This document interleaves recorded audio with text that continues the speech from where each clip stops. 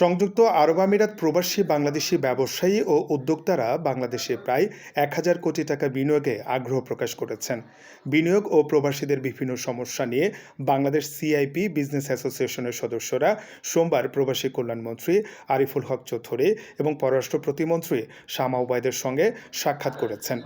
এইসব বৈঠকে সংযুক্ত আরব আমিরাত প্রবাসী বাংলাদেশিদের দীর্ঘদিনের ভিসার সমস্যা দূরীকরণ, অভ্যন্তরীণ মালিক পরিবর্তনের সুযোগ সৃষ্টি এবং ছুটিতে দেশে এসে আটকে পড়া প্রবাসীদের পুনরায় আমিরাতে যাওয়া বিষয়টি আলোচিত হয়।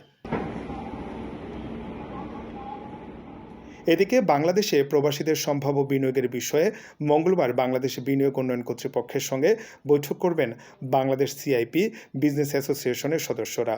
বৈঠকে প্রবাসী ব্যবসায়ীদের সম্ভাব্য বিনিয়োগের পরিবেশ, প্রয়োজনীয় সরকারি সহায়তা ও দ্রুত অনুমোদনের বিষয়গুলো নিয়ে আলোচনা হবে। সংবাদ সম্মেলনে ব্যবসায়ী প্রতিনিধিরা জানান, প্রস্তাবিত বিনিয়োগের প্রধান খাতগুলো হল ডিজিটাল ও এআই ভিত্তিক Islamic banking, dry food processing ও প্যাকেজিং, রেন্টাল, সোলার প্যানেল ও নবায়নযোগ্য জ্বালানি, পর্যটন এবং শিক্ষা ও স্বাস্থ্যসেবা। ব্যবসায়ীদের মতে সরকার বিনিয়োগের জন্য সহজ অনুমোদন, জমি বা লিজ সুবিধা, প্রয়োজনীয় অবকাঠামো, বিনিয়োগ সুরক্ষা এবং ওয়ান স্টপ সেবা নিশ্চিত করলে এই বিনিয়োগ বাস্তবায়ন করা সম্ভব। প্রবাসীরা জানান, সংযুক্ত আরব আমিরাতে বাংলাদেশিরা দীর্ঘদিন ধরে বিভিন্ন ধরনের ভিসা জটিলতায় ভুগছেন। বিশেষ করে প্রায় ১২ বছর ধরে বাংলাদেশি কর্মীদের অভ্যন্তরীণভাবে মালিক পরিবর্তনের সুযোগ না থাকায় অনেক কর্মী কর্মসংস্থান ও জীবিকা নিয়ে অনিশ্চয়তায় রয়েছেন। বাংলাদেশ ও আমিরাত সরকারের উচ্চ পর্যায়ের আলোচনার মাধ্যমে এই সুযোগ পুনর্বহালের দাবি জানান তারা। সাম্প্রতিক সময়ে ভিসা বাতিলের কারণে হাজারো আমিরাত প্রবাসী দেশে আটকে পড়েছেন, যাদের অনেকের চাকরি, ব্যবসা ও পরিবার রয়েছে আমিরাতে।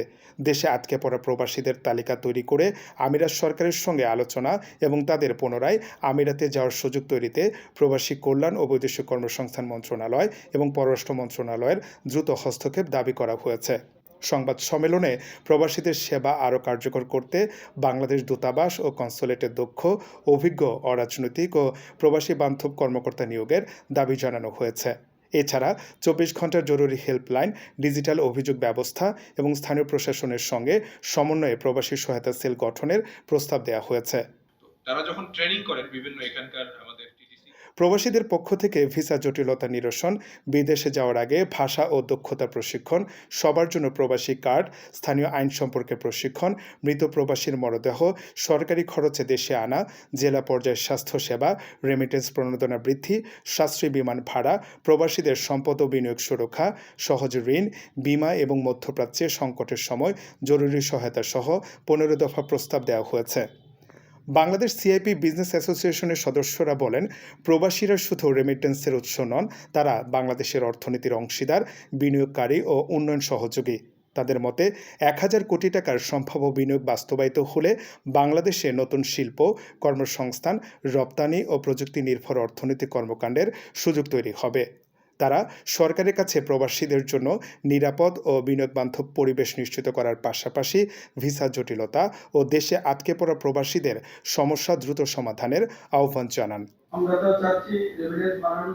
সংবাদ সম্মেলনে বক্তব্য রাখেন বাংলাদেশ সিআইপি বিজনেস অ্যাসোসিয়েশনের আহ্বায়ক মোহাম্মদ রুবেল, সদস্য সচিব মোহাম্মদ সেলিম উদ্দিন, সাংবাদিক কেরামতুল্লাহ বিপ্লব, সাংবাদিক Shibli Al Sadik, Mohammad Nazrul Islam CIP, Mohammad Manjurul Haque CIP, Mohammad Shamsuzzaman CIP, Mohammad Nazim Uddin CIP, ব্যবসায়ী মাহমুদুল হাসান, মোহাম্মদ শরীফুল ইসলাম রাহি সিআইপি, ব্যবসায়ী এনামুল হক।